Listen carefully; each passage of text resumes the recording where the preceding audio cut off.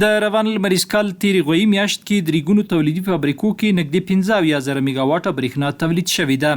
د افغانستان برېښنا شرکت برېښنا تولید ریاست اړوند نغلو، سروبي او ماهیپر برېښنا تولید فابریکو د روان لمریز کال تېرې غويي میاشت کې ټول ټال 4,814 میګاواټه پر ساعت برېښنا تولید کړې ده.